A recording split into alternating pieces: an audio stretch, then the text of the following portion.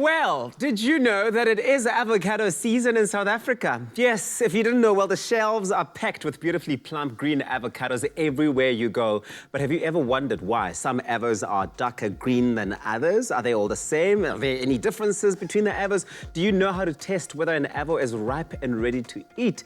And do you know how best to store avos to ensure they last longer? Well, Anél Potgieter is back in the house and here to tell us everything we need to know about this glorious fruit, the avocado pear. Anél, so good to have you back. Welcome back. Thanks, Tubbs. I'm so happy to see you. Put it here. And there we go. That's our thing. Welcome back. It's so good to see you. Thank you. It's good to be back. You've been doing a lot of avo shopping. You've got a whole variety of avocados. Family.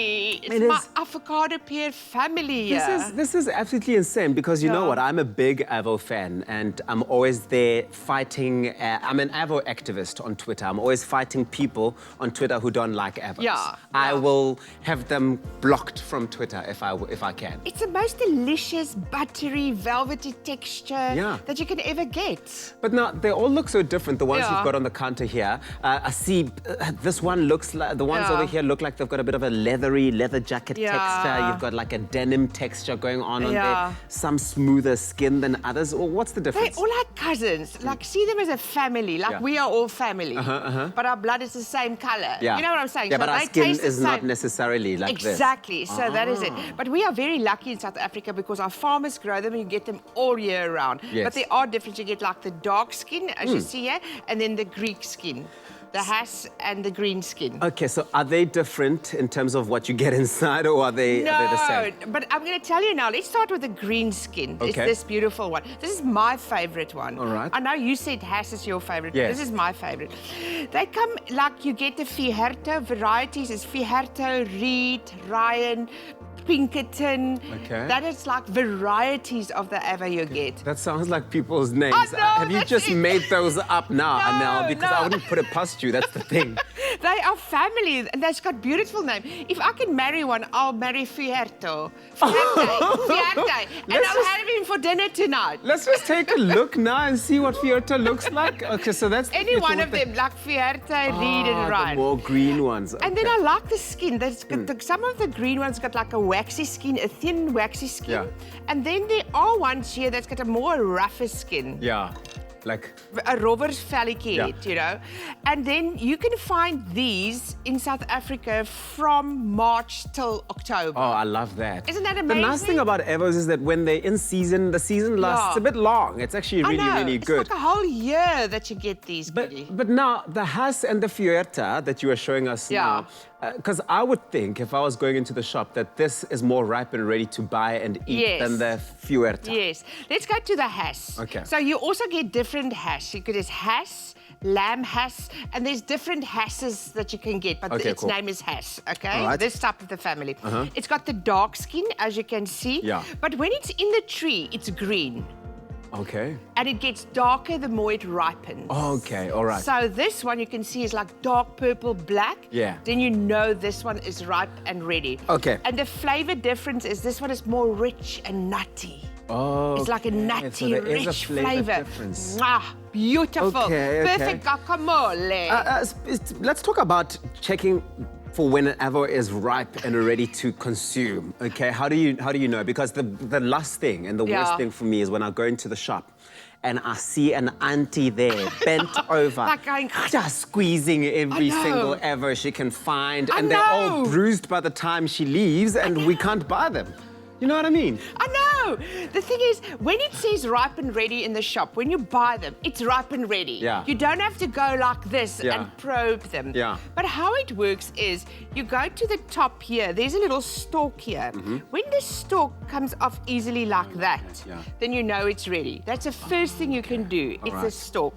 When there's like a green, you'll see here, there's like a greenish color, yellowish tone there with this specific green skin, then it's also ready. Then other way is to just touch here at the end of the stalk, and if it gives a little bit in, maar jy moet versigtig wees. Don't be like that Tannie that you said. Please. Then it's also ready. Okay. And is that the same for Fiherta and hass? Yes, it's the same for both. Remember, the hass is the color. If it's this color, it's definitely ripe and ready. Sure. You don't have to go and touch it like that. So let's talk about that ethylene gas. What has the ethylene gas got to do with avocado? Okay, so if you buy avos and they're not ripe, so I just took a potato bag and I turned it around, a potato bag, a brown bag. All right. And you put a banana in here. Okay. And then you put your unripe avo. Let me grab an unripe avo and here. You're definitely not packing me lunch. No, this is not lunch. This is not for that, okay? You put that in there, and the gas of the bananas, ethylene gas, it ripens the avo. Don't come here with that. And you just close this and leave it somewhere at room temperature. Moet nou nie in die fridge gaan sit nie. For how long? Huh? For how long? Just then you must touch it again. Okay. Remember? Then you can touch that at the end of the stalk and see if it's ripe and if it's incredible. ready. Yeah. So that is it. I'll tell you, my grandmother, and I've told this story before, but it's one of my favorite stories because it makes me feel like I know a hack around ripening an avo, is she used to get them straight off her tree because she's got a tree, that lady. Yeah. Green like that, and she would put it inside a bowl of millie meal. Really? Absolutely. Put it in there.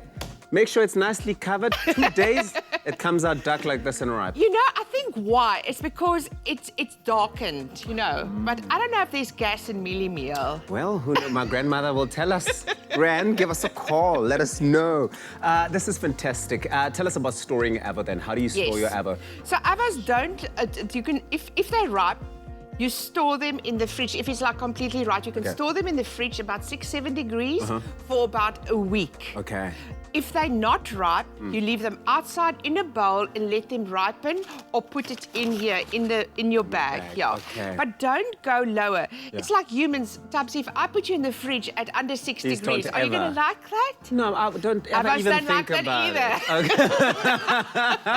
I love it. Okay, so we've learned so much about avocado today. It reminds me of a song we used to sing as kids. Avocado, avocado, ngwana batla, avocado, malume batla, avocado. Well, although avocados may vary in color, and they do, as you can see, they vary in shape and size as well. South Africa's avos, they really are all delicious. They are nutritious and they are absolutely healthy. I am an avo activist, take it from me. No matter what you're indulging in this winter, add an avo, green and dark, for double the deliciousness and that creaminess of avo. Be sure to visit www.avocado.co.za. They have a website for more avolicious recipes. Happy avocadoing.